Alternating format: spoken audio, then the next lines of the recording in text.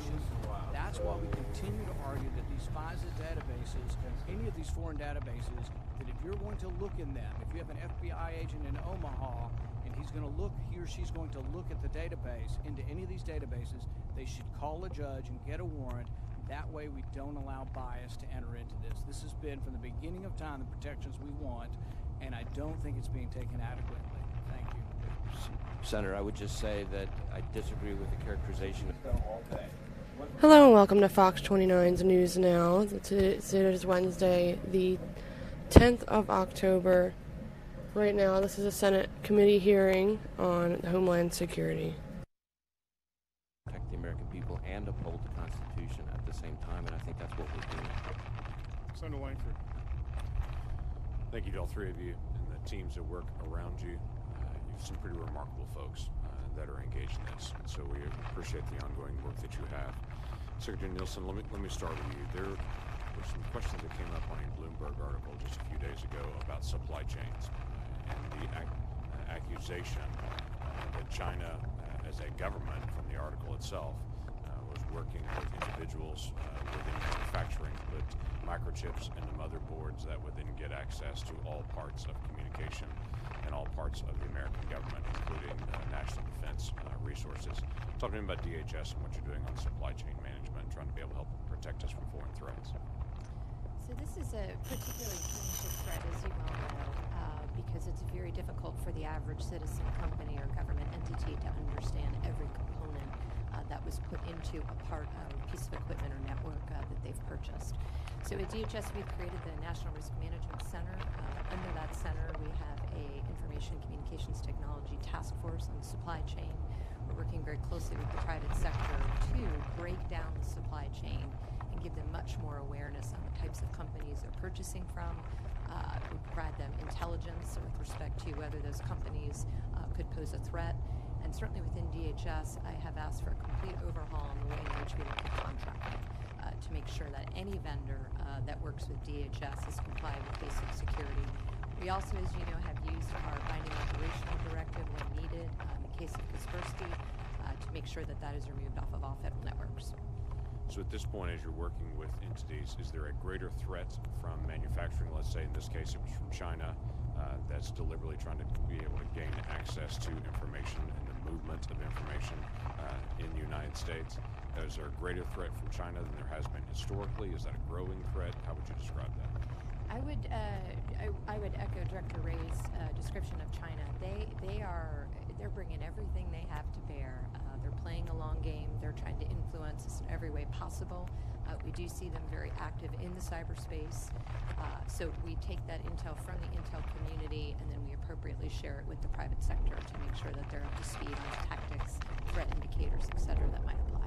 Thank you. Director Ray, how are the airports doing in working with you? You have a voluntary cooperation with the airports to be able to help check for insider threats. How are airports working with the FBI? Are they actively engaging with the FBI? Or you see the vast majority of airports saying, we want to do that? Obviously, TSA are very aggressive and trying to be able to work for insider threats, but there's lots of other employees that are there. The majority of airports voluntarily cooperating with you or not? I would say in general, Senator, that the airports have been good partners with us. Obviously, we work very closely with the various DHS agencies in dealing with airport security. But I would say for the most part, we have had pretty good cooperation from the airports. So for airports that have chosen not to cooperate with you, and there are several that have said, we've got it, we'll do our own, what would be the counsel that you would provide to them? I think this is a shared fight, a shared threat, and requires a shared response. Thank you. Secretary Nielsen, let me go back to immigration. You have a very difficult task. It's been interesting to be able to hear the dialogue around this dais today. When you have thousands and thousands of kids that are coming at you, that you're trying to be able to manage and care for, which foreign leaders have come to the United States to be able to look at the facilities specifically to see how their kids are taken care of, and have walked away impressed, saying, okay, our kids are being well cared for. They have an understanding from those governments that these individual kids or these families have crossed the border illegally. They've crossed thousands of miles. They've slept on the open ground in dirt and not had access to good food, not had access to shelter, have been moved by human smugglers. Then they come to the United States and they're treated with dignity. They're put in a place, they're provided food, they're provided shelter, they're provided safety that they've not had, several of them for weeks and weeks and weeks of travel. It's a very different experience. So it's interesting to me to hear the note and the accusation to you as you're detaining children when you're actually trying to be able to manage and provide care to kids that have not had care, sometimes from their own parents, sometimes at all from anyone for weeks at that point. So I do appreciate what you're doing. You're putting a positive face forward for America to be able to help provide care for kids that are in a vulnerable moment. So I appreciate that. I also appreciate what you're doing working with the Northern Triangle and with Mexico. Can you help me understand where that's going? Because I know there's a lot of dialogue right now with the Northern Triangle.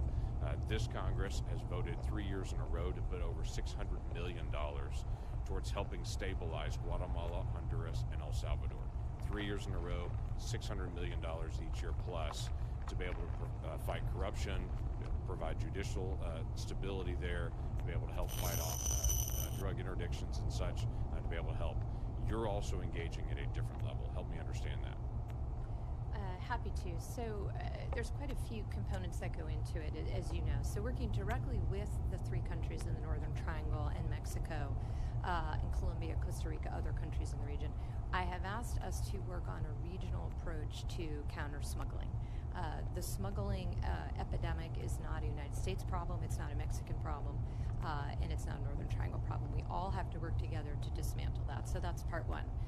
Part two is making sure that the countries from which they originate are as stable as possible, that they provide health, care, food, in some cases, but employment opportunities.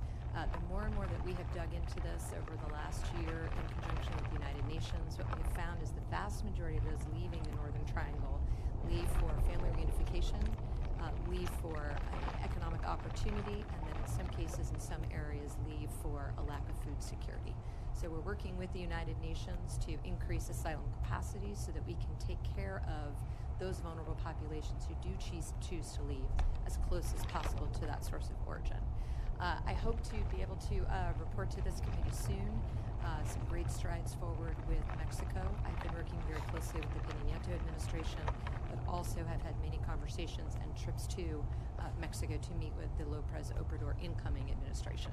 We have our conference later this week where we hope to focus on both building prosperity in the region with the NGO community and nonprofits, and also to focus on that security. How can we together as a region counter what we have, which is our common cause, which is against the smugglers, against the transnational criminal organizations and the gangs. So it's very complex, but we're pulling it all together to make sure we have a holistic approach. Great. Thank you for that. Senator Carper, are you ready? Sorry to be bouncing back and forth. You know, we serve on a bunch of hearings and a bunch of committees. I apologize for not being here for all of this one. I appreciate the interest, strong interest that Senator Langford has shown in the Northern Triangle. And there's a reason why we have tens of thousands of people coming up from Honduras, Guatemala, and Salvador. As you know, Madam Secretary, they have lived in too many cases lives of misery, and we're complicit in that misery because of our addiction to narcotics. Senator Langford told me a few minutes ago before I left for another hearing that there was some progress in Guatemala just in the last week in terms of going after bad guys with respect to drug operations, and we applaud that. He and I are going to have a chance to talk to the President of Guatemala tonight at dinner. And they're, while we applaud the work that's going on with respect to narcotics, we're not so pleased with what's going on in some other regards. And I don't know how closely your predecessor, Jay Johnson, stayed very close to what was going on in the Northern Triangle. I don't know if you have a chance to do that or not, but if you had a chance to convey briefly a message to President Morales tonight with respect to progress or lack thereof in terms of working through the Alliance for Prosperity to actually turn the country around and improve things, what message would you give him? Sir, I'd go back to awareness. We have to work together to protect these vulnerable populations. It cannot be that their only option is to pay a smuggler. So the more that he can do to work with us, and I do stay very involved, I probably spend about 40% of every working day on Mexico and the Northern Triangle to try to work on the push factors and help stabilize the region. But the more that he can help us with awareness and help us work towards other options, I do think that will monumentally move us forward. All right, thank you. One of the other hearings I came from, the Environment and Public Works hearing, which focuses on today on endangered species of all things. But one of our witnesses just shared with us that her husband in Mobile has something to do with the storm that's bearing down, and they have realized another threat. One of the threats to our homeland, I think the greatest threat perhaps to our homeland, no one's talked about it today. GAO's talked about it quite a bit in the last half dozen or so years. And that's the fact our planet's getting warmer, and we're seeing extraordinary extreme weather happening.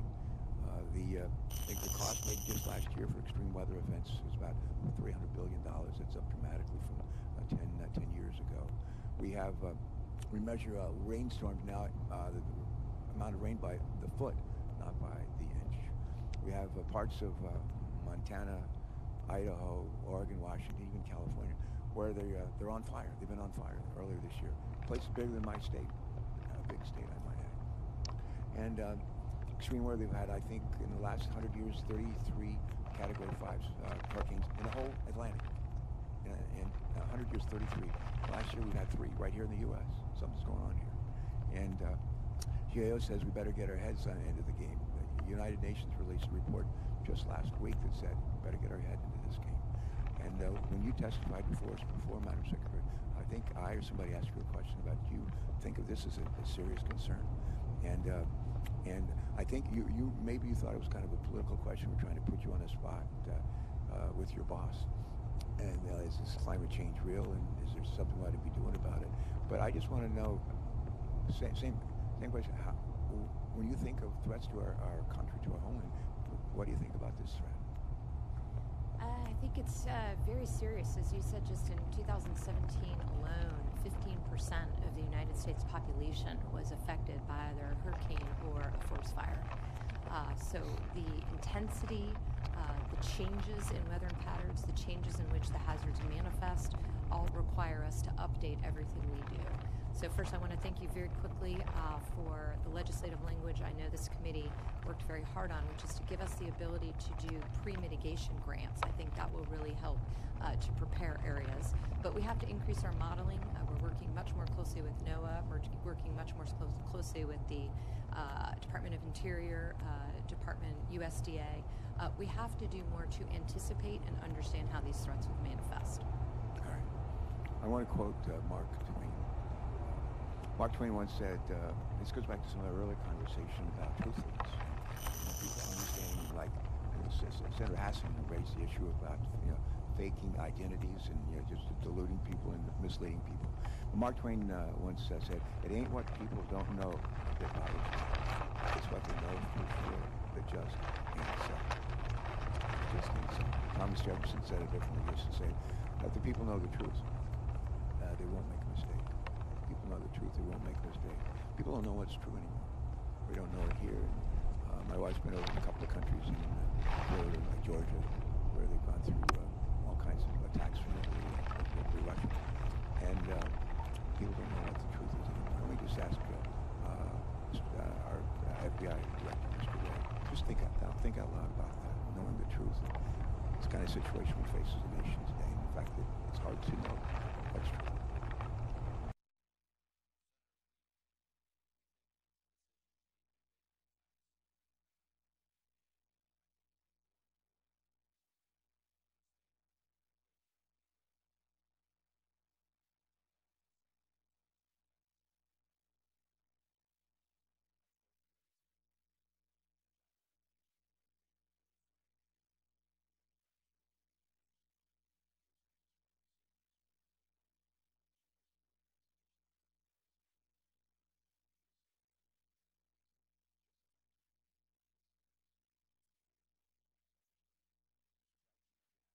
Questions, but if you were to just pick one question you would like to be asked, what would that question be?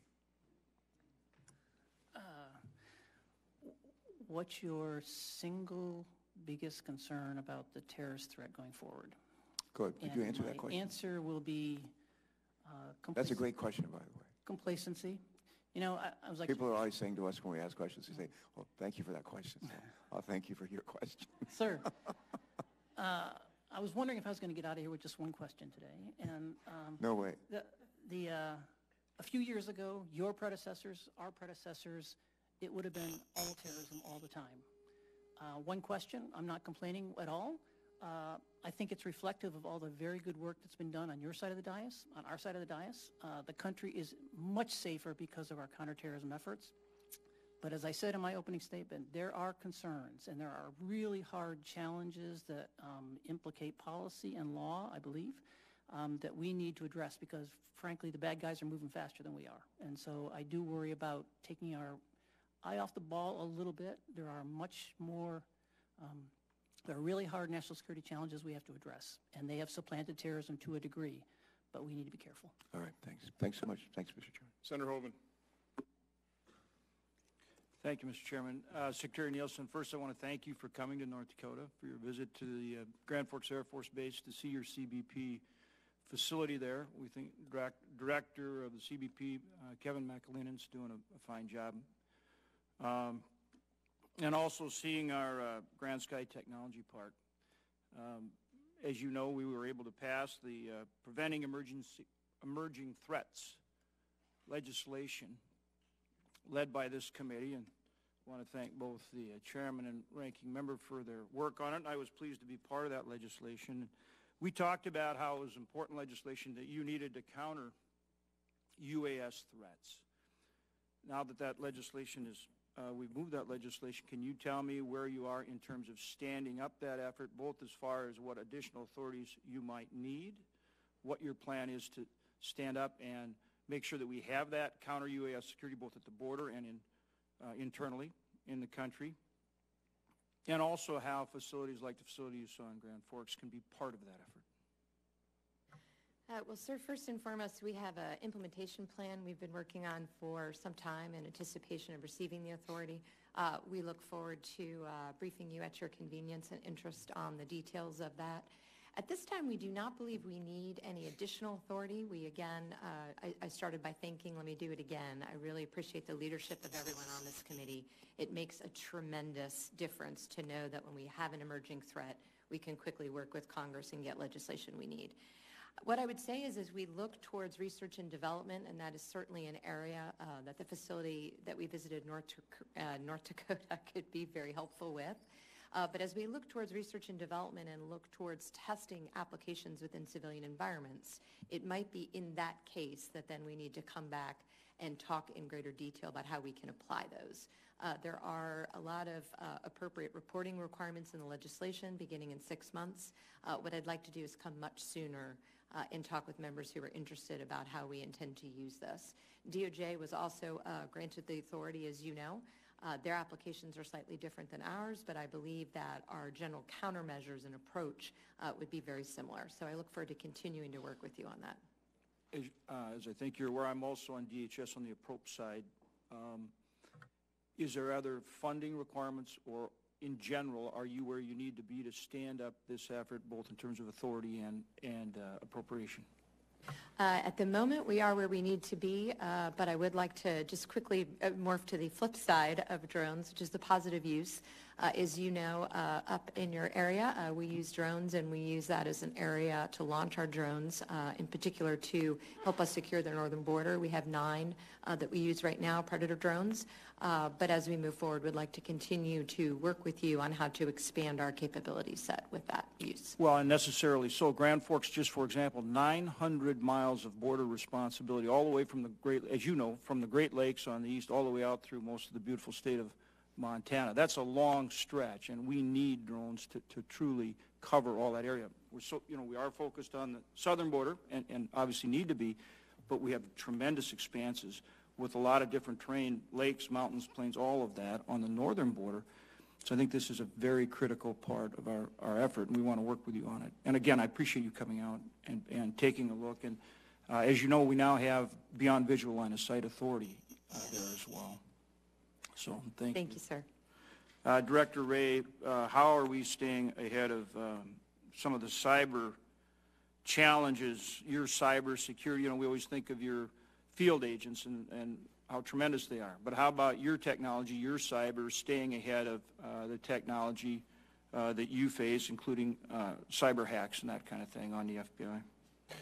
So thank you, Senator. This is something that we spend an enormous amount of time on. As you would imagine, we have cyber task forces, as you alluded to, in all 56 field offices. And I think one of the things people don't fully appreciate about those task forces is that they have about 184 other agencies that have task force officers on our cyber task forces. We also have a cyber action team, which is a sort of elite rapid deployment task force that we send out depending on the incident. We have cyber ALATs, which are assistant legal attaches in our foreign offices, and we are trying to partner more and more with the private sector. One of the things that I think is a real challenge for law enforcement generally is the need to improve the digital proficiency, the cyber proficiency through the profession.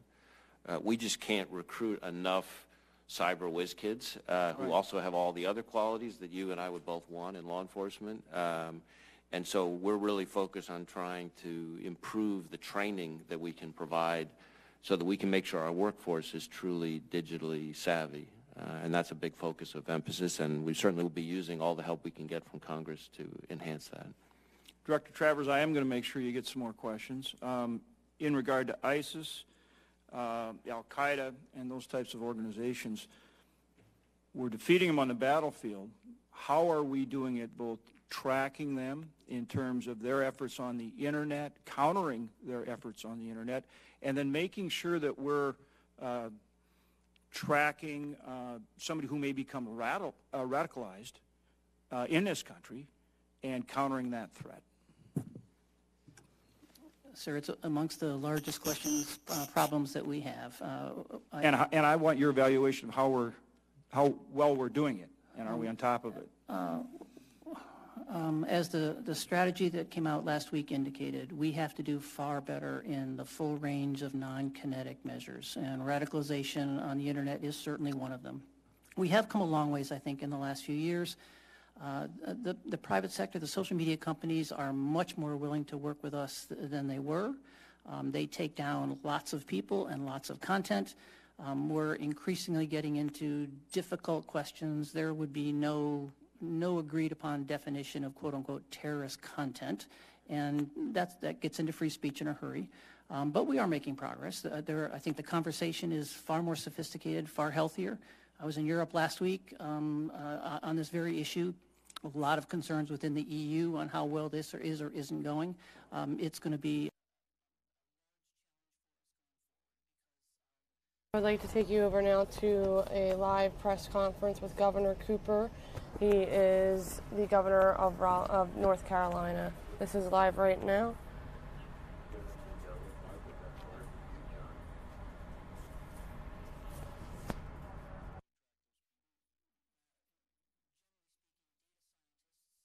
An area where flooding has happened before, you need to keep a close eye on the forecast, and you need to be ready to evacuate if you're told to do so. The last thing people cleaning up from Florence need right now is more wind and rain. But this storm is coming, and we will be ready for it. This morning, I've declared a state of emergency for Hurricane Michael. This allows state resources to be used to help local governments respond to the storm. I've also ordered that certain restrictions for trucks and heavy equipment be waived. This helps storm response vehicles moving in and through our state, and also helps farmers who are yet again working to move crops and livestock ahead of the storm. I have activated the National Guard. 150 National Guard troops will report for duty this afternoon. We are grateful for their service. And again, this week, we mourn with them the loss of Sergeant James Allen Slape, a member of the North Carolina National Guard, who fell while serving in Afghanistan last week. I talked to his family yesterday. They are all in our thoughts and prayers, and we are grateful for their sacrifice and Sergeant Slape's bravery. So now, to tell you more about the efforts to prepare for Hurricane Michael and what you can do to prepare, here is Emergency Management Director Mike Sprayberry. Mike? Thank you, Governor. Good morning, everyone. The State Emergency Operations Center will raise its activation level up to a 3 today at 1 p.m. This means we'll be operating on a 24-hour basis and have the NCEM team and other members of our state emergency response team here at the EOC, as well as our FEMA liaison, to ensure that we are prepared to respond to the impacts from Hurricane Michael. We continue to monitor Hurricane Michael closely and remain in close contact with the National Hurricane Center to ensure that we have the latest data. State emergency assets have been called and alerted and are prepared to deploy as needed. As the governor noted, we have positioned North Carolina National Guard soldiers and vehicles in key locations throughout the state to ensure that they can be ready if needed for flood response operations. Our logistic warehouses have been activated in the event that commodities are required. We all need to remember that while this storm won't be as powerful as Hurricane Florence, when it reaches us, it will still be dangerous. It can cause power outages, downed trees, flash floods, tornadoes, and riverine flooding. Let's ensure that we're all prepared at the individual, local, and state level. To that end, we make the following recommendations. Please have your family emergency kit ready and make sure it's been restocked if you used it during Florence. If you have questions regarding what should be in the kit, download the Ready NC app on your smartphone. It'll let you know what should be in the emergency kit. It'll help you locate open shelters and provide you with other preparedness tips. You should also use the NCEM Flood Inundation Mapping and Alert Network, known as FEMA, to ensure that you are aware of potential flooding in your area by logging in at fiman.nc.gov. That's fiman.nc.gov. You can also sign up to be alerted by text or email when the rivers or streams begin to rise near you. Also, follow the instructions of your local officials and stay tuned to local media to make sure that you have situational awareness.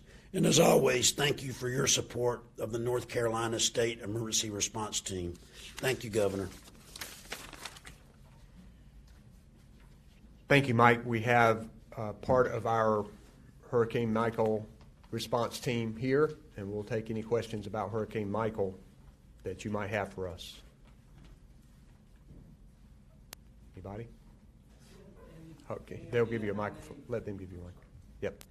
Any idea of how many houses right now are blue tarped in eastern North Carolina? And what are you doing about folks who actually may be threatened in this storm from the wind and rain because their homes are full? So we are still in the process of providing more tarps to the counties as requested, so we don't have a really strong number about how many folks have a blue tarp on their roofs.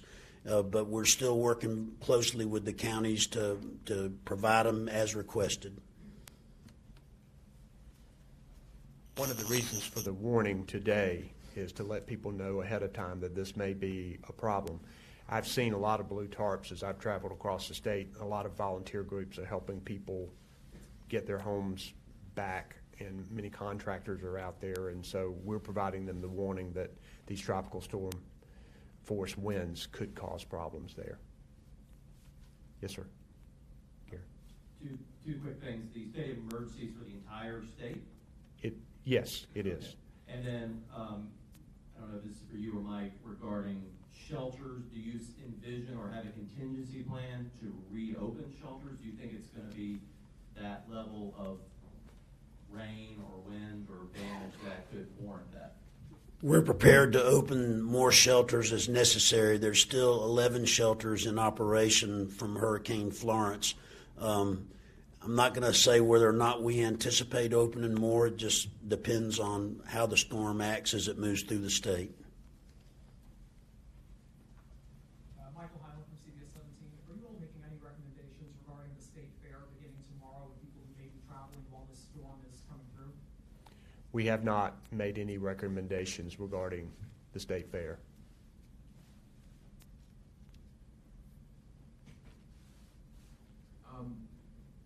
Given that probably some of the same people are involved in the initial responses are involved in the recovery, is this delaying anything with Florence, whether it be moving people out of shelters, any of the number crunching that has to happen to get the money flowing? What sort of setback is this for Florence recovery? Well, we know that people who are trying to fix things on the ground and trying to find people places to live, that this storm complicates things. But if you'll stay for my budget presentation, the fact that we have now had 2 major storms within 23 months, we want to do a little something extra regarding making sure that we can focus on recovery while still being able to respond at peak capacity to the response in a storm, since both of them are centered right here in emergency management. And I'm going to talk a little bit about that in my budget proposal.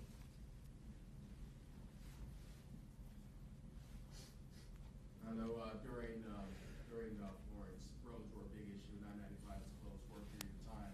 Are you preparing to do? Are you or NCDOT preparing to do anything special ahead of Michael to make sure these roads are meant for travel on roads that may be dangerous? The Department of Transportation will be on ready to deal with flooded roads as conditions warrant. They're still making some repairs on roads. We had 2,500 roads that were closed in Florence. They've done a remarkable job getting many of them back up and running, but they will be prepared in the event that we have any road closures from Michael.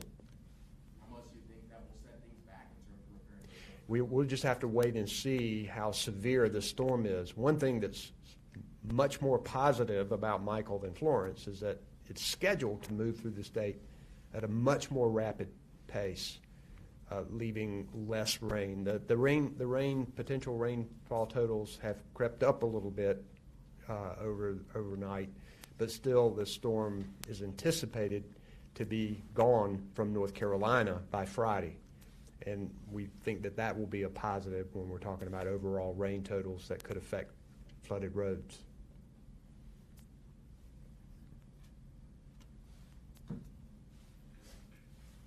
You haven't made any recommendations for the state fair yet.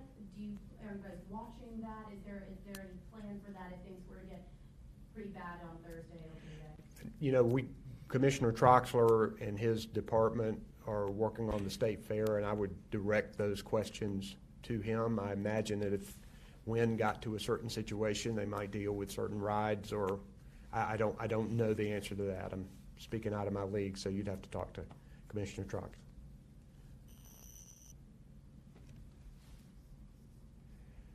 Okay, thank you very much, and I appreciate Lee Williamson providing American Sign Language, and I appreciate the tremendous work that this team has done during Hurricane Florence and now as they get ready for Hurricane Matthew. So thank you guys.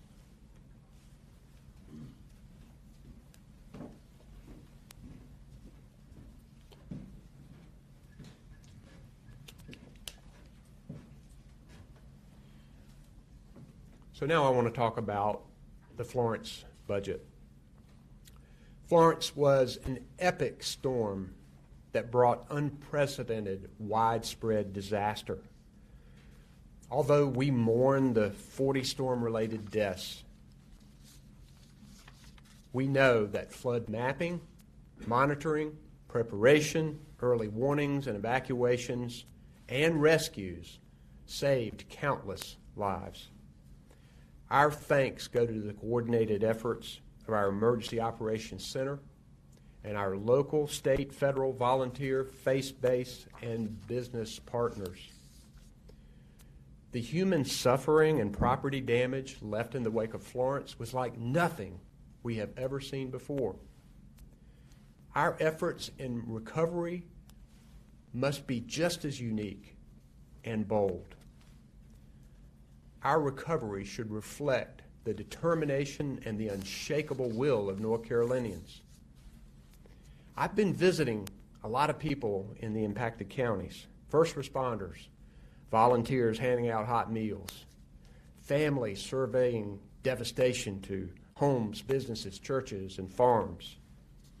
I have heard heartbreaking stories of loss, amazing stories of brave rescues, and inspiring stories of resilience. A senior I talked to in a shelter told me about being rescued from her home by a brave firefighter in Wilmington while water rushed in under her door. All this possession she had left sitting in that shelter were carried out in her hands within 15 minutes. Although she now had next to nothing materially, she sat there, looked at me, and thanked her God, her friends, and the volunteers for helping her.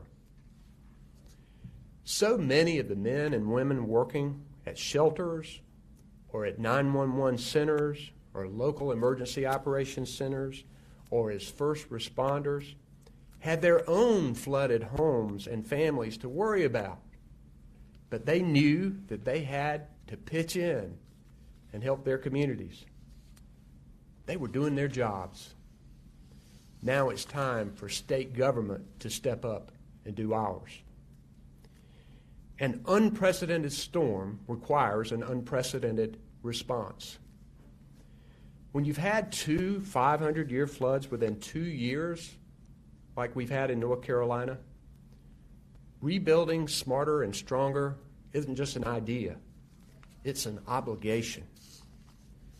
With this obligation in mind, we've assembled a smarter and stronger state budget recommendation for Hurricane Florence recovery. Our preliminary estimate of damages in North Carolina from Hurricane Florence totals almost $13 billion. Florence has caused as much damage as Hurricane Floyd and Matthew combined. Now, some of that damage is covered by private insurance, and we'll continue working with our congressional delegation to maximize the federal help. But we know that we will be left with unmet needs, and our state needs to step up. To do that, I'm recommending a long-term $1.5 billion funding package that will ensure that we are rebuilding stronger and smarter. Next week, I'll ask legislators to make a $750 million down payment into a Hurricane Florence recovery fund so we know that the funds will be there when we need them. My state budget director, Charlie Perouse, is here to go through with to go through the details, and I'm grateful for the work that he and Deputy Directors Kristen Walker and Nels Roseland and their team have done.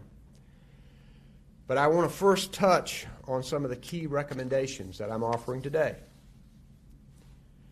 Providing safe, affordable homes is the single most important need. It's an existing challenge that this storm magnified. My recommendation includes a homeowner repair and rehabilitation fund to repair and sometimes elevate and fill gaps that other funding sources don't cover, along with increased funding to the North Carolina Housing Finance Agency. One of the best ways to mitigate damage is to avoid rebuilding in flood areas. So I'm proposing more for the State Acquisition and Relocation Fund to offer home buyouts as a supplement to federal funds. I grew up in eastern North Carolina, and as a kid, I worked on the farm. I visited a lot of farms. Our farmers were devastated by Florence, on top of the tough times that they have suffered through in the last few years. I recommend a robust North Carolina Farmer Recovery and Reinvestment Program run by the North Carolina Department of Agriculture, which would provide direct payments to farmers for equipment and crop losses. I also know that just like homes, businesses, infrastructure, farms need to be more resilient. We need to create a North Carolina Farmer Resiliency Fund.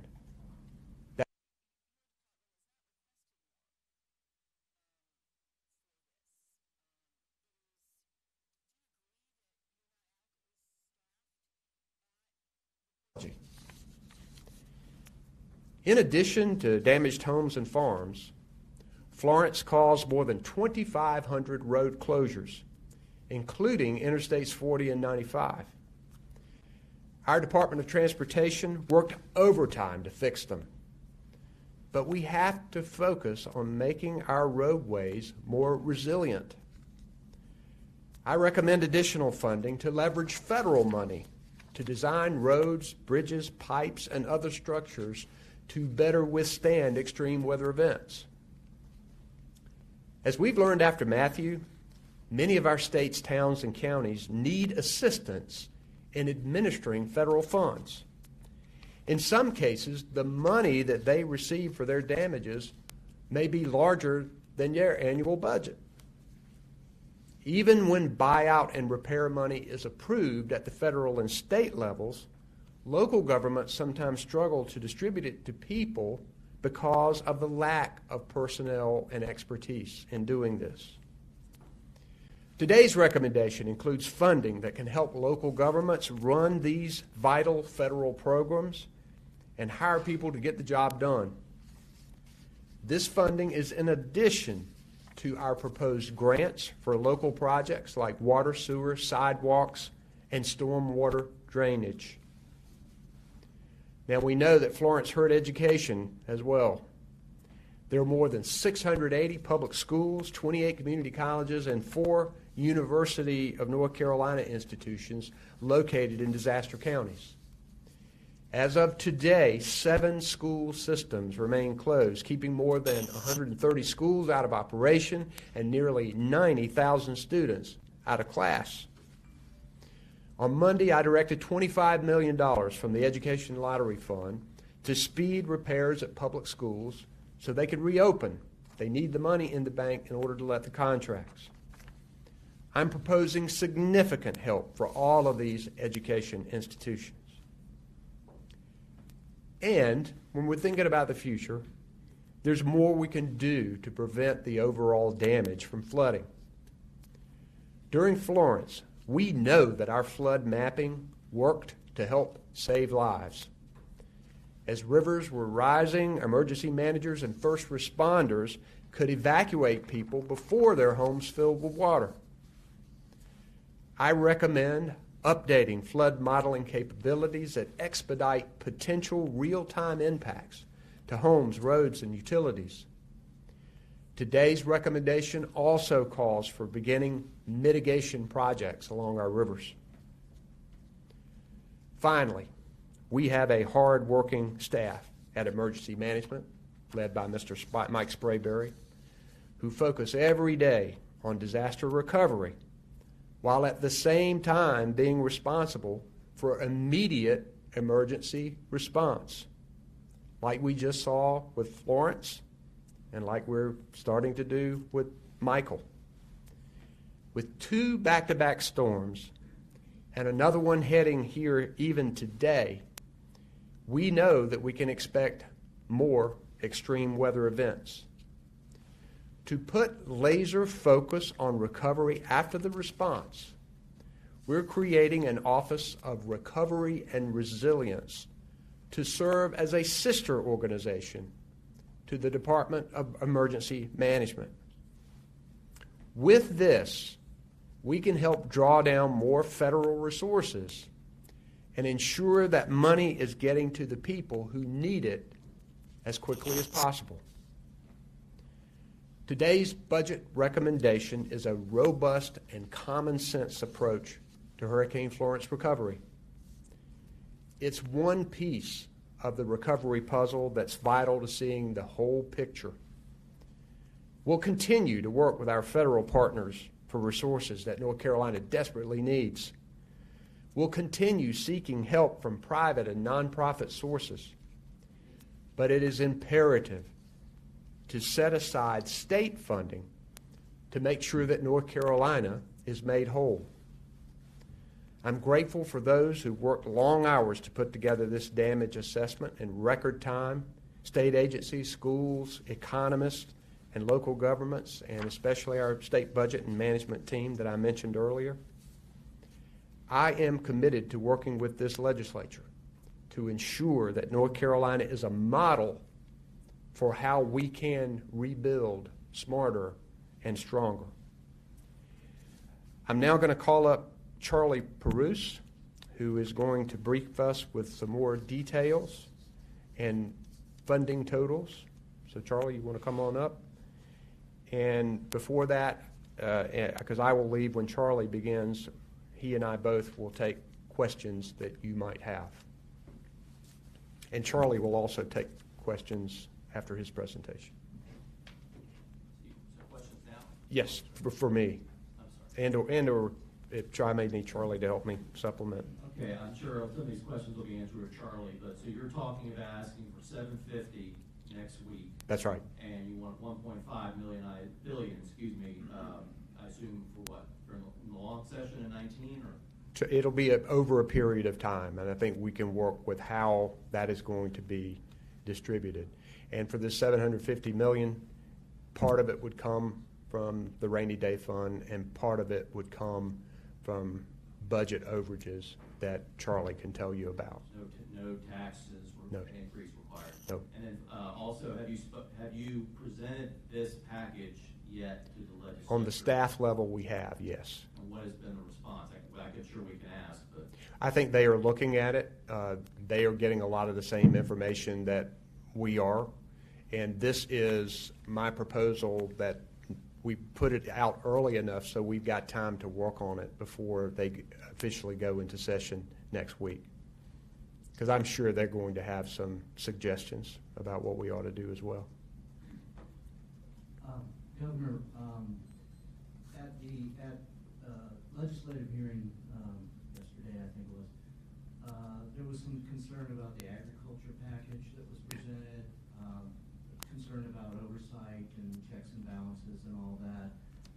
Are you building that into these programs, and you think you can assure legislators or have some?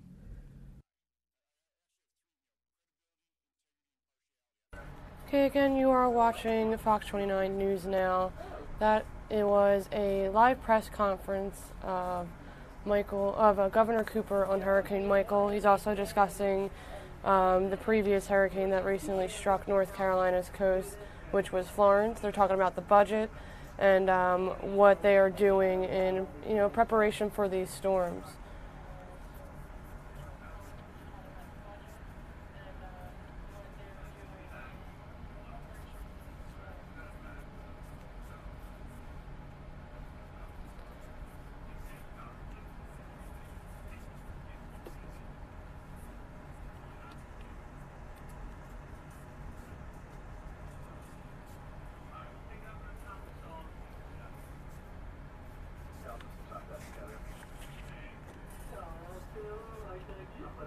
This is a live look of the Gulf Shores, courtesy of WALA in Alabama.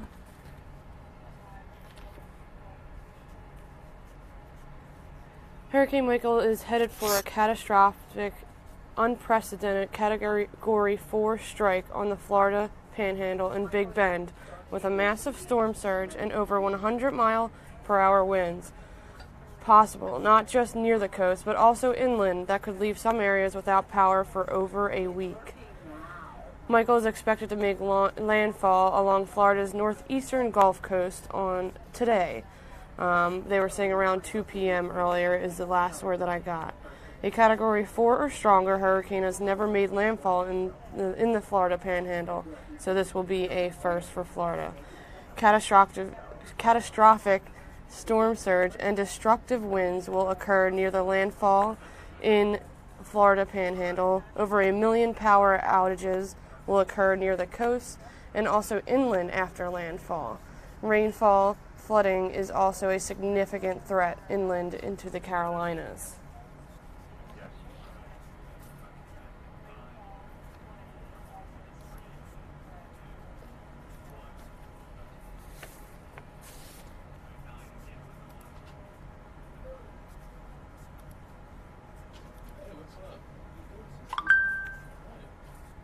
So you have just heard from Governor Cooper. Now we're going to go over to a press conference from this morning with Florida Governor Scott.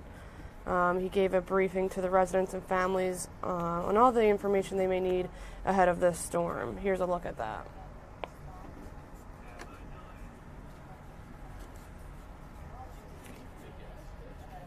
Right now, the Florida Department of Transportation is closely monitoring U.S. Highway 98 as well as all bridges. Engineering plans are being developed to rebuild vital areas of highway. We will work around the clock to make sure that roads and bridges reopen as quickly as possible. We have trucks loaded with tons of food, water, and other critical supplies ready to move in. We will deploy medical assistance teams, and we have hospital augmentation teams to make sure the medically needy are safe and receiving care. The Florida Department of Health currently has 3 special needs shelter augmentation teams with 22 staff in place. We have 18 ambulance strike teams with 90 ambulances. We have 3 federal disaster medical assistance teams with 105 staff. 5 disaster management assistance strike teams with 35 staff. 3 disaster management assistance team task forces with 42 staff. The Florida Department of Health has also contracted with the International Medical Corps to obtain additional resources for assistance, including 50 nurses, 2 hospital emergency department teams, and 1 emergency hospital. The Florida Agency for Healthcare Administration is in contact with healthcare facilities to ensure they have the resources they need. You've heard me say all week how important it is to get the lights back on after the storm. There are 19,000 personnel staged to begin utility restoration, and we will be posting power outage numbers from every utility. Getting power back on is absolutely critical to our recovery and response effort, and it is a top priority.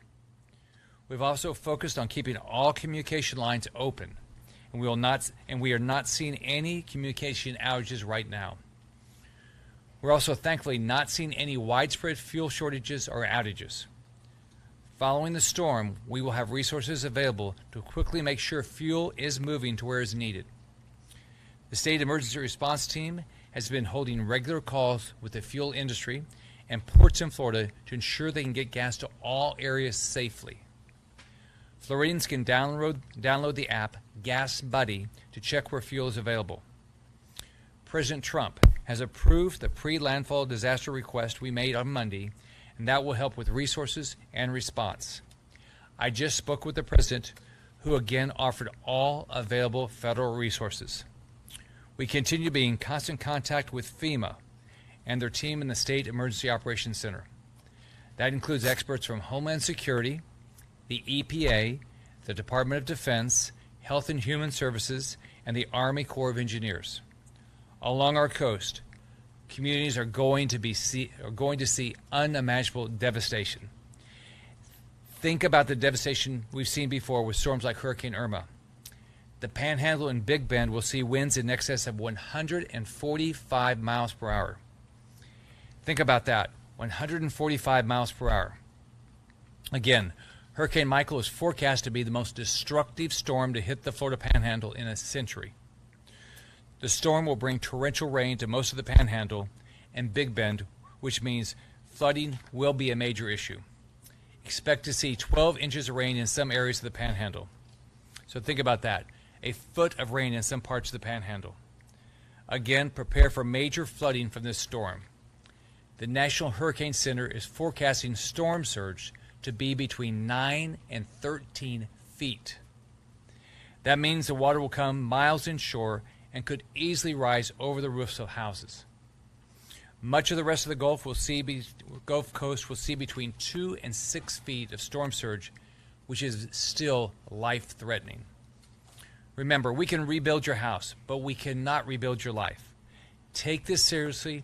Keep your family safe.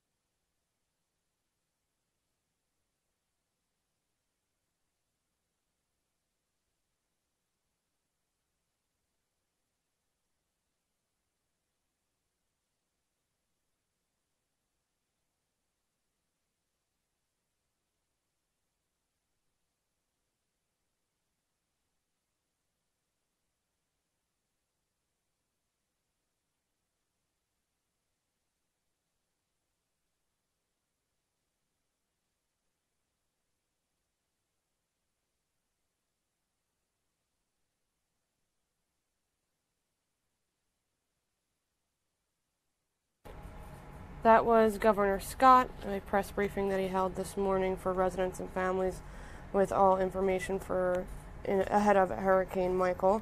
FEMA also gave a press update, and here is that. Went up to basically Cat 3 standards, so anything built after 2001 is designed to really handle Cat 3 and not much more after that. So we're going to see a lot of wind damage. And particularly the buildings that were built before 2001, you're going to see a lot of wind damage as this storm brings 145-mile-an-hour winds inland. The other thing is that the citizens in Georgia need to wake up and pay attention. Bottom line is this is going to be the worst storm that southwest Georgia and central Georgia has seen in many, many decades, if not the worst storm that the state has seen, and it's going to pass through and impact numerous counties. High winds are going to impact the vegetation that's there, bringing down trees, bringing down power lines with them, and they need to be prepared. Not only Florida, but also Georgia needs to be prepared to see the power off for multiple weeks as this system pushes through. Another unfortunate aspect is the rainfall that's going to be associated with this storm as it pushes through South and North Carolina. Hopefully the forward speed of the storm will reduce the amount of rainfall that South Carolina and North Carolina sees, but as you all know, Florence passed through. The Cape Fear River and other river basins have yet to recede back to normal river levels, and any amount of rainfall through South and North Carolina is not welcomed. But unfortunately, it's going to be a reality, and it's going to cause problems as it pushes through as well. So right now, FEMA has nearly 3,000 people in the field. That doesn't include all of our federal partners that are there.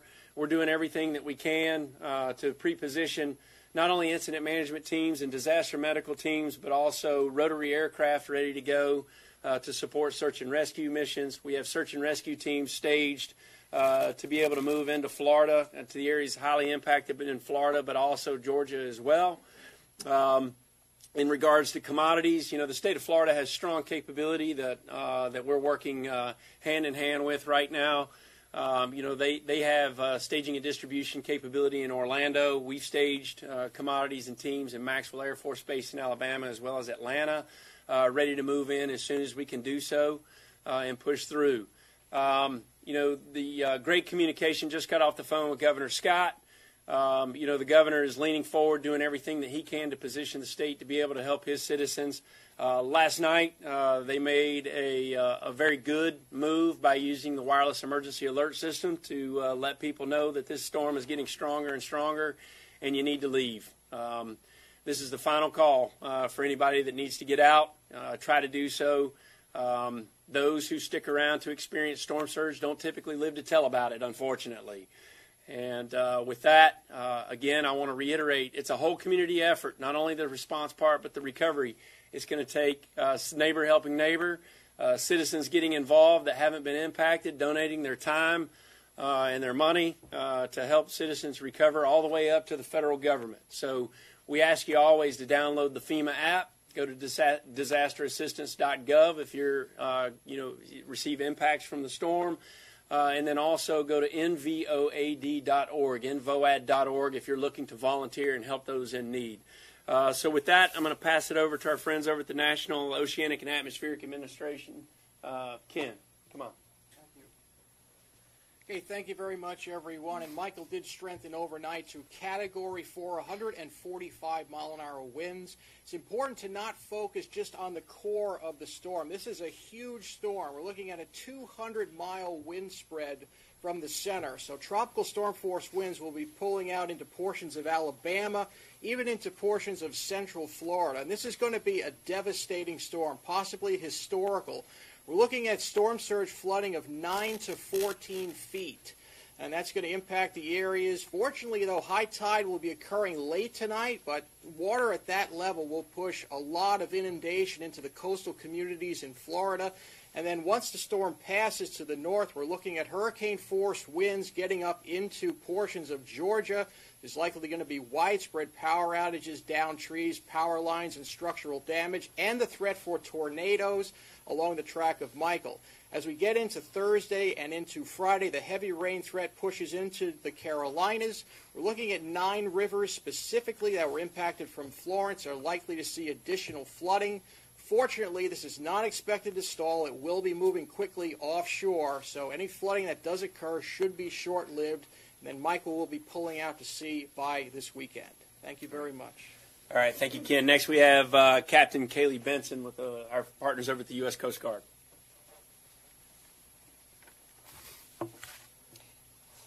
Good morning. We urge everyone in the path of Hurricane Michael to stay off the water, stay off the beaches, and heed all safety messages and evacuation orders from state and local authorities. Coast Guard is working in close coordination with our federal, state, and local partners to prepare for the arrival of the hurricane.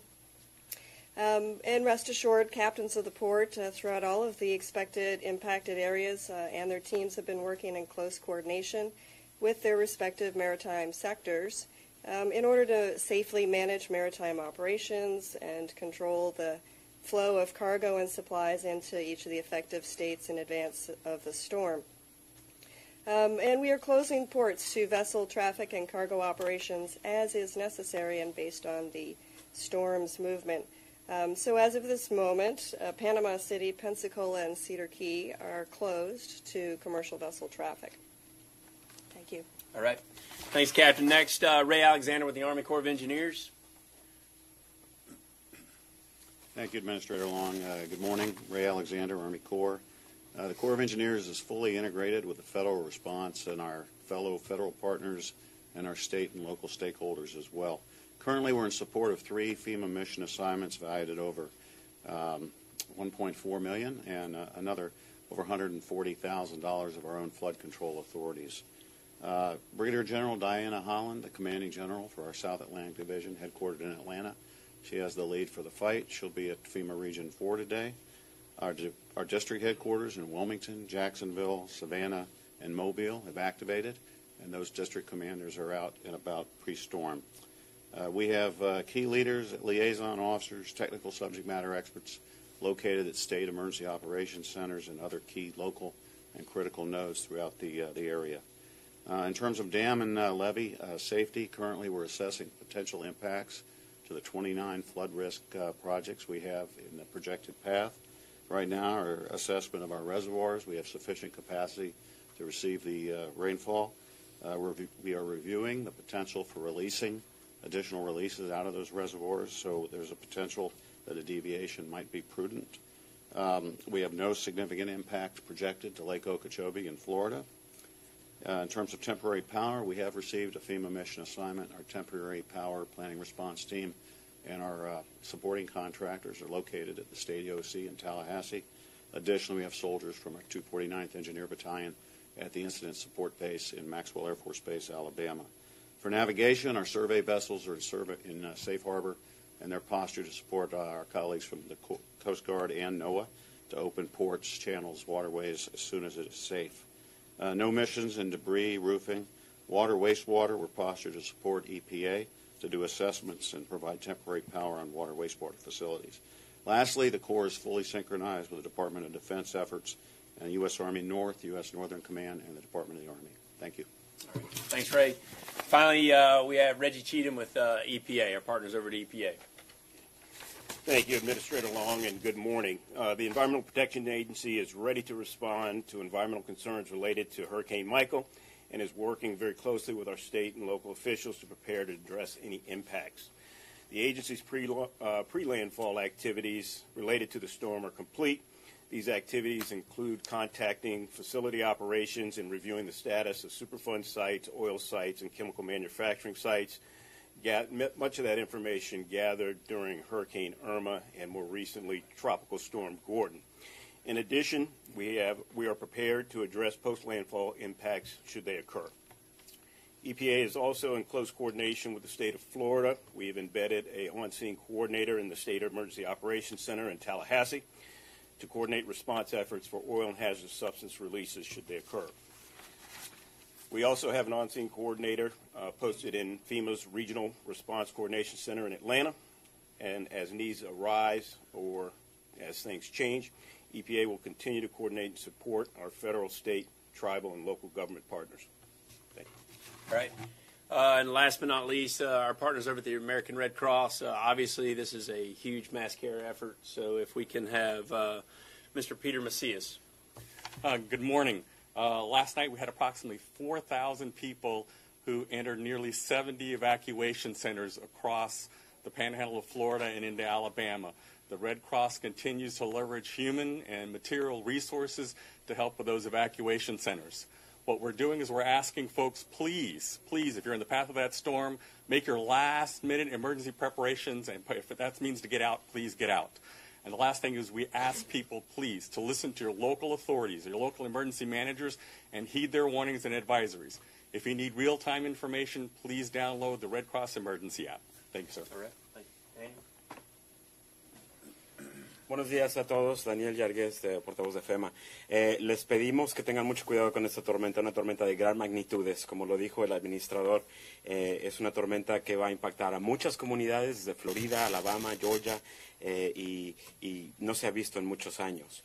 Esta tormenta trae vientos de hasta 145 millas por hora, categoría 4, aumentó su intensidad, estábamos esperando que fuera categoría 3 para ayer, pero como las predicciones cambian, subió a categoría 4. La marejada ciclónica también se espera que tenga olas de hasta 14 pies de altura. Para aquellos que no pudieron evacuar o no tuvieron la oportunidad de desalojar su área donde estaban, les pedimos que vayan a una área más alta en su casa o en el edificio donde estén para que estén seguros.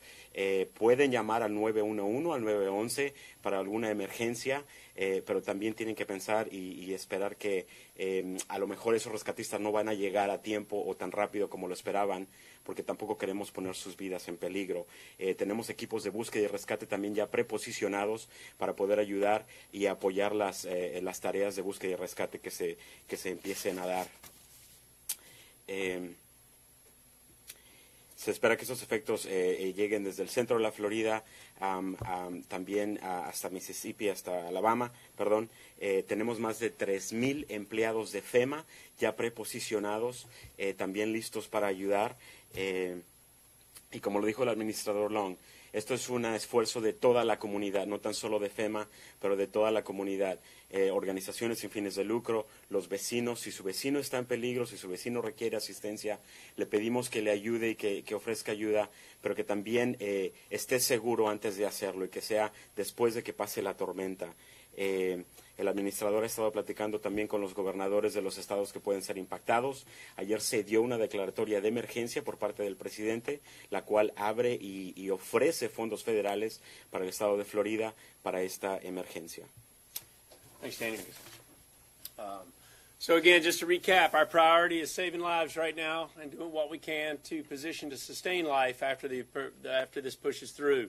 Once we do that, then we're going to concentrate on making sure that we stabilize all critical lifelines. What are critical lifelines? That's getting the power back up, that's getting communications back up, that's getting the roadway system back up and functional, as well as taking care of any hazardous materials or hazardous waste issues that are there.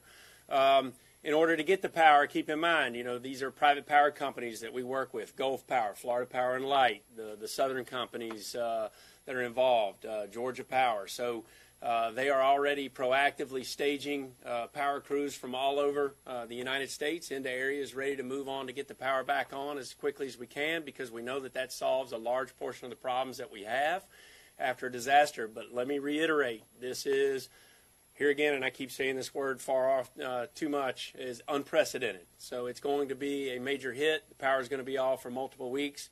And you need to get your mindset set on that and do what you can to prepare to overcome that. So with that, we'll stop and take questions. Administrator Long, Kenneth Bowman from ABC News. With the people you have placed in the field, how fast do you expect to get your folks, those 300 people who are in the field, out and about to help state and local after Michael makes landfall? So we have thousands of people in the field from Florida to North Carolina, largely because of Florence. But then when it comes to this event, mobilizing people in, we work very closely with the governor and Wes Mall, the director of Florida Division of Emergency Management, and embed staff, incident management teams in with the state. We try to provide liaisons into the local counties where the state directs us to. So we've already had staff there for over 48 hours. What we also do is stage. So when we stage people, We don't want to put people in harm's way. That could be pilots, that could be search and rescue teams, whatever it may be, able to move in once the storm elements pass. And it's a delicate game. It's a sequence game of we got to get the roadway systems cleared. We do first push debris, get major roadways open, arteries open, so that we can get teams and equipment down those. But then we also have airlift support from our partners over at the Coast Guard, our partners at the National Guard as well, to be able to get in as many ways as we can. Yeah. Yes, ma'am. Administrator Long, Samantha Giroth, Spectrum News. Governor Rick Scott's emergency management chief sent a pretty blistering email late Monday night about the pace at which local Panhandle officials have been preparing. Are you aware of any local lapses in response, and is this a huge problem? I think Director Westmall is doing his job and leaning forward and being proactive. I mean, look, we're all held to the highest standards when it comes to my position or his standard. And if we see something where we don't see enough movement when people are not heeding warnings, then we got to pull out all stops and push forward. So I applaud Westmall as well as the governor for the proactive message. I mean, they're the ones out there telling people to take this seriously and move and get out of harm's way, because people are going to die as a result of not heeding the warnings. And it's unfortunate when people know better than the emergency managers that are out there. So, what they did yesterday or last night with the wireless emergency alert system that we just recently tested nationwide, over a week ago, I applaud them for it. Push forward. Make sure everybody we're doing everything we can to make sure that they're leaning forward and understanding what's coming. Yeah. Good morning, Greg Wallace from CNN. The storm intensified pretty quickly. Is FEMA ready for it? Yeah, I mean, we're as ready as we can be, and rapidly intensifying storms in the Gulf it's not a new phenomenon. We first started getting alerts on this from our partners at the National Weather Service on Saturday. My phone was lighting up on Saturday morning saying, hey, there's a disturbance that's down there. And our response guys know that anything in the Gulf this time of year, this is major hurricane season, the waters are warm, it can spring up and go from a simple disturbance to a major landfalling hurricane. Hurricane Camille in 1969, which is one of only 3 Category 5 storms to ever make landfall since 1851, went basically from a named storm to a Cat 5 in less than 72 hours. So we use history, we use that to always plan at least 1 category higher, and in some cases 2, because we know that intensity forecasting in the Gulf is extremely difficult. The real problem is that citizens who are unfamiliar, and this hasn't happened in this part of the Florida Panhandle, they don't realize this, and it's a public education. It's hard for us to get our message out there on blue sky days when things aren't being blown up and your life isn't being threatened. But we continue to push forward on that and try to help people educate that living in the Gulf Coast can be very dangerous, and these things happen, and so that they have less time to prepare their house, their businesses, and also heed warnings. News. Just to follow up on that, this is less than a month out of Hurricane Florence, which was a worst-case scenario because it had stalled out over the Carolinas. Now this is has a wide span. How do you feel about FEMA's resources or access to resources going forward with back-to-back such? I mean, look, there's no doubt about it. I mean, first of all, let me say this. My guys at FEMA never get enough credit, and the federal workforce, what they've been through, not only last year but going into this year. These guys work around the clock to serve others and save lives and do everything that they can. Most dedicated workforce in the federal government, hands down. And, they continue to push forward. They put their personal lives aside to serve others, and they're doing that right now, and they're going to push through. And I guess I could sit up here and complain about it, but it's not going to do us any good. And yeah, we do. One thing that would help is getting my deputy confirmed. It'd be nice to go through a hurricane season with a deputy director inside FEMA. Yeah. Any more questions? All right. Thanks, guys.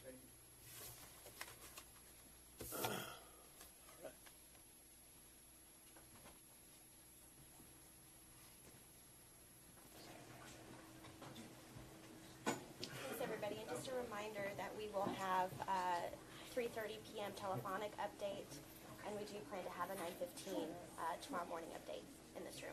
Thank you, everybody.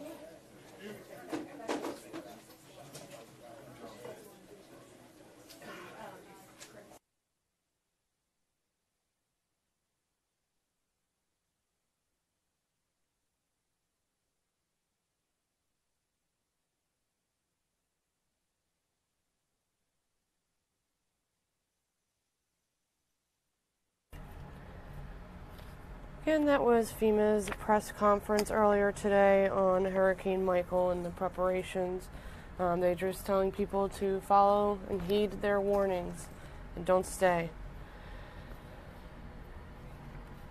The 11 a.m. update on Hurricane Michael just came in a few minutes ago, and a lot of it's going to be redundant, but I'll just read it to you. Life-threatening storm surge is occurring along portions of the Florida Panhandle, Big Bend, and Nature Coast.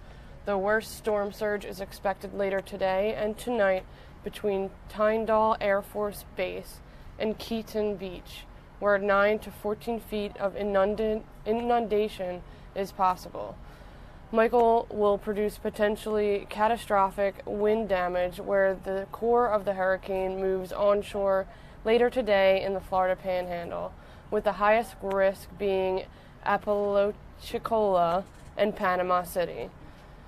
Life-threatening hurricane-force winds will occur well inland across portions of the Florida Panhandle, southeast Alabama, and southwestern Georgia as the core of the hurricane moves inland later today this evening. Heavy rainfall from Michael could produce life-threatening flash flooding from the Florida Panhandle and Big Bend region into portions of Georgia, the Carolinas, and southeast Virginia. Tropical storm conditions will affect portions of the southeast U.S. coast from northeast Florida through North Carolina, and tropical storm warnings are in effect for these areas.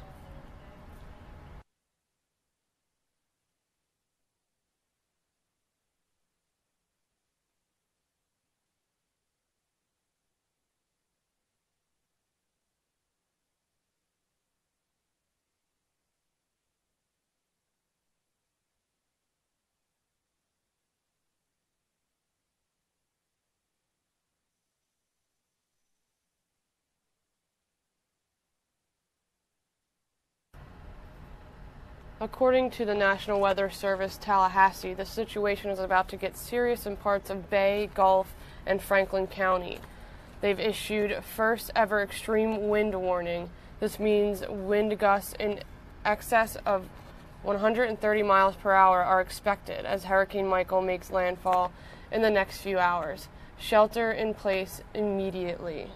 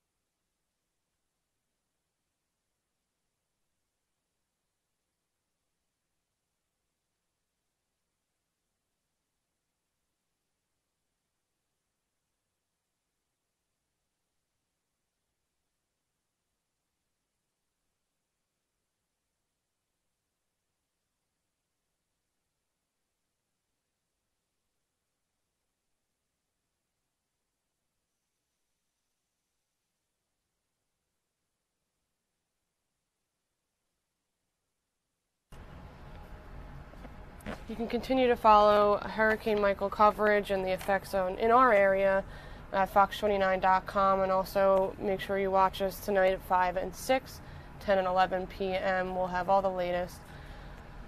Also, be sure to be on top of our Facebook page. We will post all of our updates there as well. In local news, today is National Stop Bullying Day, and in fact, October is Bullying Prevention Month. Fox 29 Good Day sat and spoke with some kids who shared their heartbreaking bullying experience. I just wanted to show you a clip of that.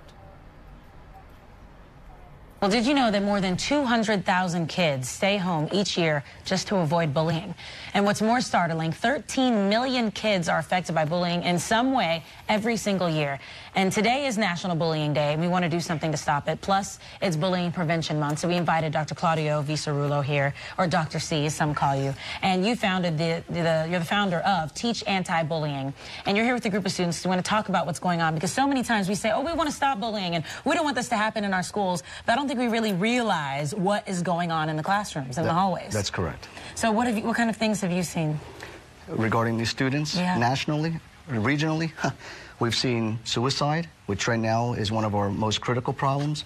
We've seen school shooters who take it upon themselves because they were victims.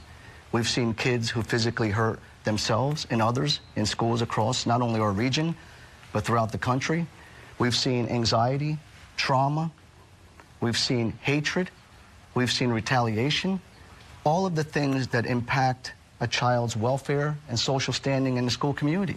And you work every day to try and stop this. We work probably 23 hours a day, 7 days a week, fielding emails, text messages, Facebook messages, to try to lend some support as best that we can across the country.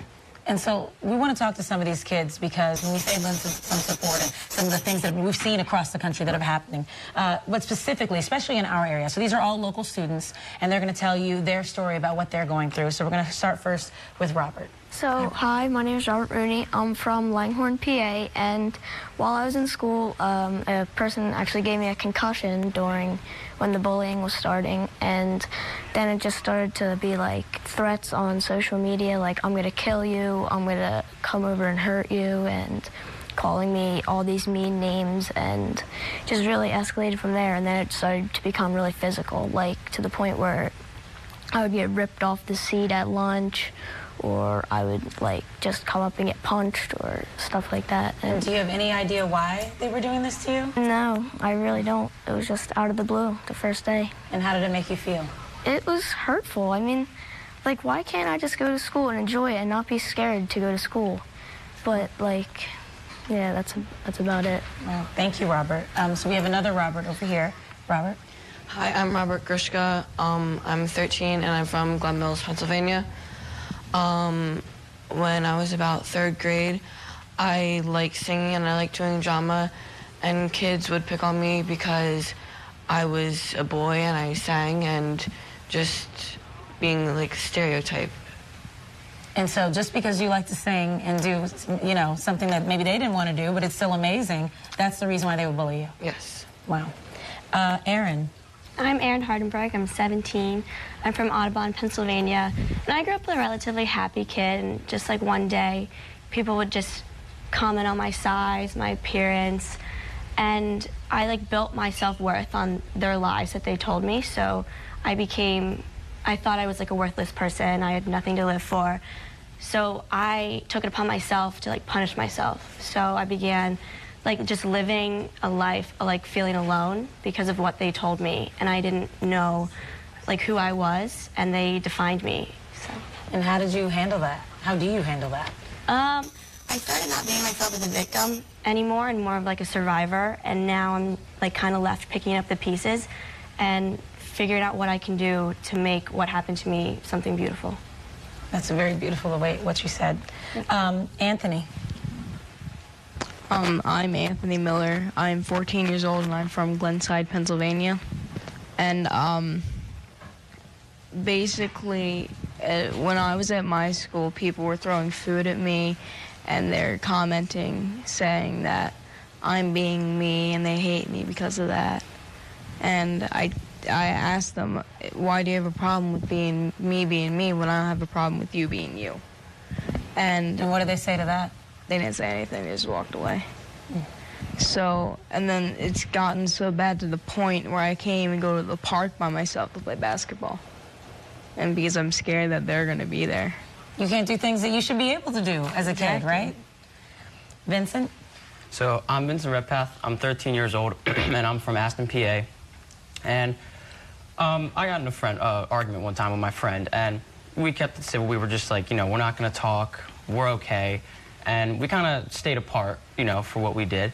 And at school, he was not saying anything, but online, that's a whole other ballgame. And it's just like constant harassment, saying things to me, you know, and it's just like, the more it goes on, the more I kind of got angry, and I was just like, we agreed to keep this civil.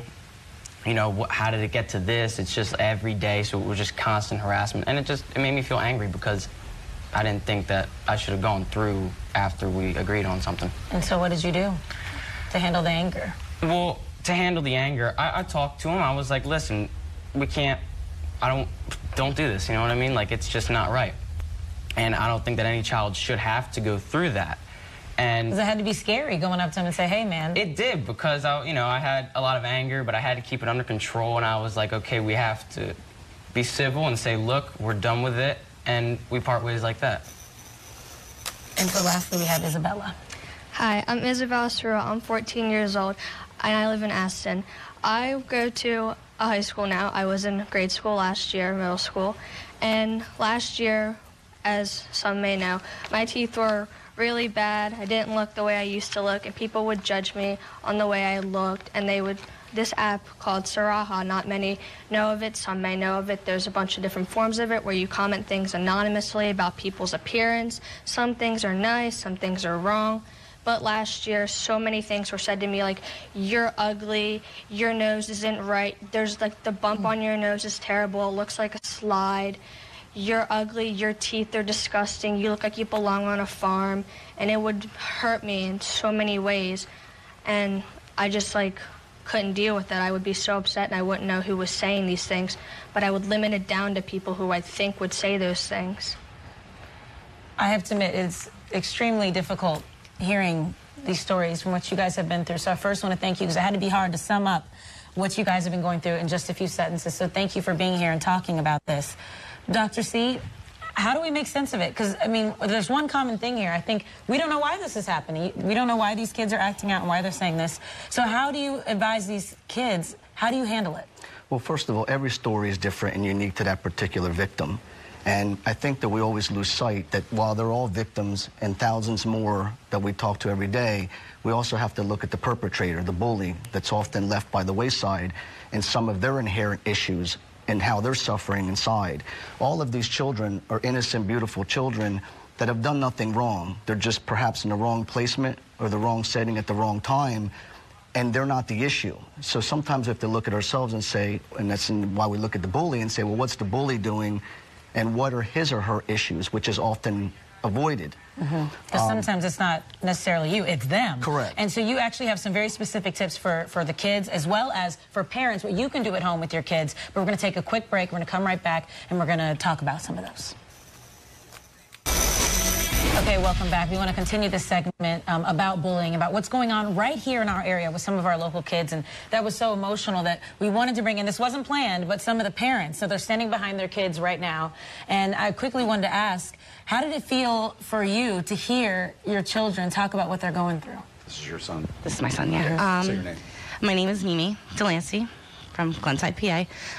It's really, these kids are so brave, and it's amazing how strong they become when they're being treated like this every day. But as a parent, it's heartbreaking. It's absolutely heartbreaking to see your child go through this daily. I mean, this isn't once every month. It's every day for at least my son, every day. And to hear him say he doesn't want to go outside and play anymore, I mean, how does that, because those are things you want them to do as they're growing up. It's hard. I mean, just going around the corner to the basketball courts, he has to come right home. It's hard. It's hard. It's very difficult. What do you think causes bullying? I think a lot of children, you know, bullies, I think a lot stem from what's going on at home with them, how they're being treated. I think it's more of a competition, who's cooler and who's not. Do you think we learn how to bully, maybe from bullies? Yes. Yeah, I do too. Definitely. Dr. C, I know because we have the parents here, but you're a parent as well. And in fact, we didn't say this at first. I wanted them to be able to tell their story.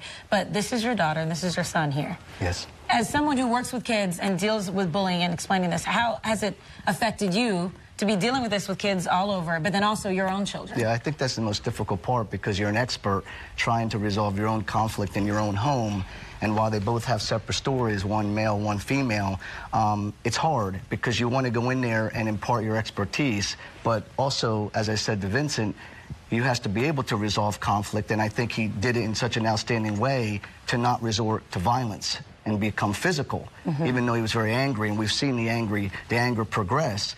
And Isabella did it the way it's calculated and the way we tell all children to try to block these folks on social media.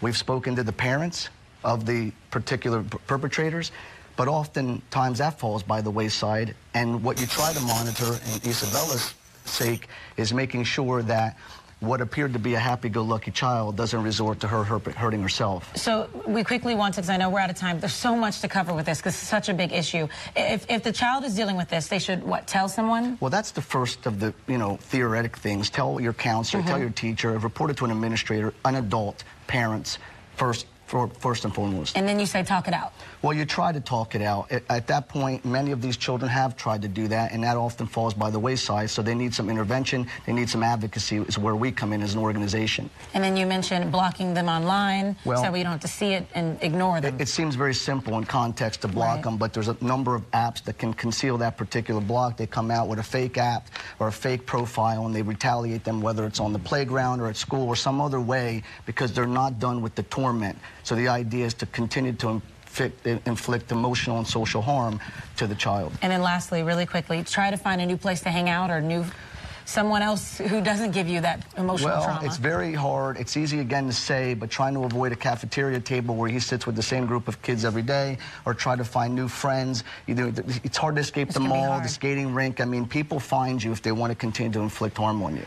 Again, I really hate about the fact that we're out of time, but if people at home, if they're seeing this, a parent or a child, how can they reach you and get more advice from you? Well, 484-431-9711, teachanti-bullying.org. Call us, Facebook message us. We're here, again, 23.5 hours of the day, 7 days a week to help support a child in need. Because your kids are dealing with this, you've dealt with this. Well, this is something that you can really speak to. It's very tragic, and even 36 years later, it's interesting that many of the kids who did this to me are now parents themselves, and they're apologizing so many years later for breaking my nose and my teeth and, insulting me on an ethnic profile basis. And it hurts. And I was a poor kid. I didn't have cool stuff.